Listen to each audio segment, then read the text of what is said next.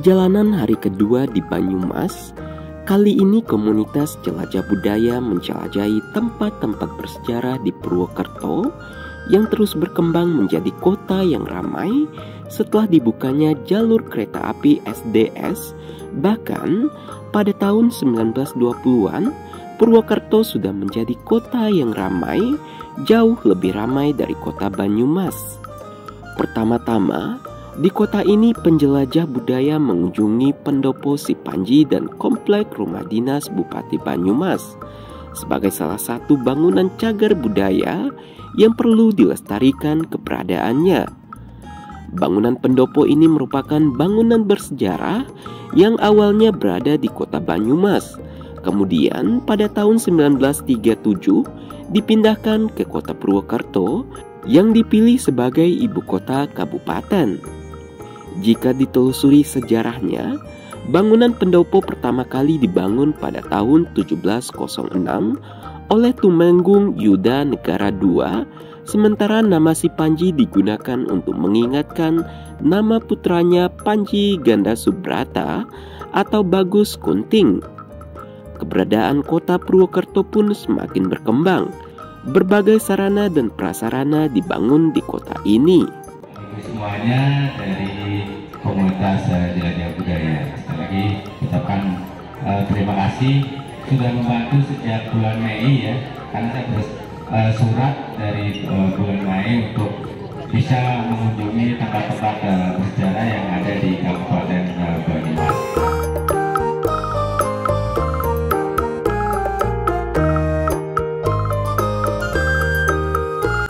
Perjalanan kami lanjutkan dengan menuju ke Jalan Gatot Subroto nomor 75 yang lokasinya berada di Bundaran Tugu Pancasila atau Tugu Pembangunan.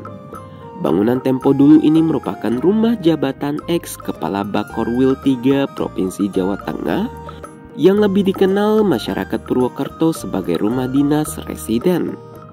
Keberadaan gedung residen HUIS tersebut erat kaitannya dengan perpindahan ibu kota Kabupaten Banyumas dari Banyumas ke Purwokerto, yang tentu pula disertai dengan perpindahan kantor keresidenan tahun 1937. Namun dalam realita, pembangunannya relatif kurang mulus, sehingga target awal selesai pada tahun tersebut mundur hingga 1938. Dan akhirnya baru ditempati Residen H.G. Ruys pada tahun 1939.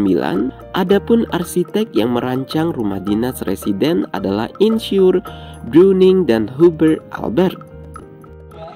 Ketika Jepang masuk ke kota Purwokerto, ya, semua petinggi-petinggi itu sudah bersiap di sini, ya, sudah bersiap di sini untuk menyambut tentara Jepang, ya, karena Belanda takut kan. Setelah Indonesia merdeka, pada tahun 1963, Presiden Soekarno berkunjung ke Purwokerto dan Banyumas menginap di rumah jabatan ini.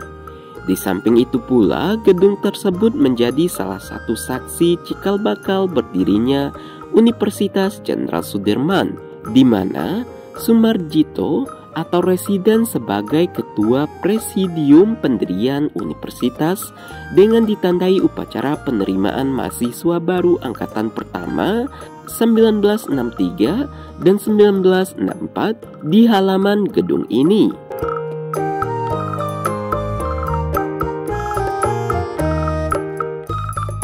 Senjata tajam, senjata kudi. Wah, Ini senjata yang dipakai oleh Bawor. Oh, Bawor itu. Kalau di luar itu Bawor, dikatakan Bawor. Biasanya membawa senjata. Setelah makan siang, perjalanan dilanjutkan dengan menjelajahi pabrik gula Kalibagor yang berada di Sokaraja. Pada masa Hindia Belanda, industri gula menjadi salah satu komoditas unggulan di Nusantara. Hal ini bisa dilihat dengan beralihnya area sawah yang digunakan untuk menanam tebu dan pengerahan tenaga kerja dalam jumlah besar. Pabrik gula atau Suker Pabrik Kalibagor dibangun tahun 1839 oleh Sir Edward Cook. Kompleks pabrik gula Kalibagor menempati lahan seluas 11 hektar yang digunakan untuk bangunan pabrik gula, rumah dinas pegawai, serta jalur lori pengangkut tebu ke pabrik. Selain itu, area perkebunan tebu seluas 480 hektar yang berada di Sokaraja dan Purbalingga turut mendukung keberadaan pabrik gula, sehingga PG Kalibagor menjadi salah satu pabrik gula terbesar di Banyumas. Namun, sayang pada masa pendudukan Jepang sempat berhenti beroperasi. Mereka memanfaatkan Sungai Serayu dan kemudian belok ke Sungai Klawing dan kemudian masuk ke muara Sungai Pelus. Ya, jadi melalui 3 sungai ya itu, dan kemudian di belakang sana itu ada pelabuhan kecil untuk bongkar muat peralatan gitu. Jadi di dalamnya itu sebenarnya ada mungkin Bapak Ibu pernah ke pabrik gula yang lain. Pada masa kemerdekaan, pabrik gula sempat beroperasi kembali, namun pada krisis moneter pada tahun 1997 kembali ditutup hingga sekarang.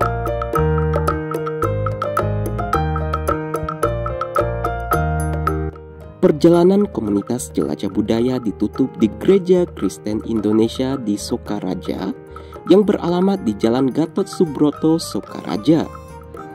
Bangunan cagar budaya ini sudah ditetapkan sebagai cagar budaya berdasarkan SK Bupati Banyumas nomor 430/492 tahun 2021. Oh iya, sebelum digunakan sebagai gereja, bangunan ini merupakan milik dari pengusaha di Sokaraja bernama Ko Gyo Seng. Beberapa sumber menyebutkan bangunan ini dibangun sekitar tahun 1895, kemudian sejak 11 Februari 1989, bangunan yang masih mempertahankan keasliannya oleh keluarga dihibahkan kepada Gereja Kristen Indonesia dan untuk selanjutnya sampai saat ini dipergunakan sebagai bangunan ibadah gereja.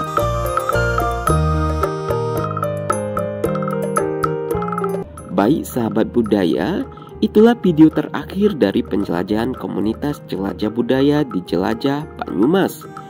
Jangan lupa untuk terus memantau media sosial komunitas jelajah budaya agar dapat memperoleh updatean terbaru dari penjelajahan komunitas jelajah budaya di kota-kota bersejarah berikutnya. Terakhir, kunjungi, lindungi, dan lestarikan.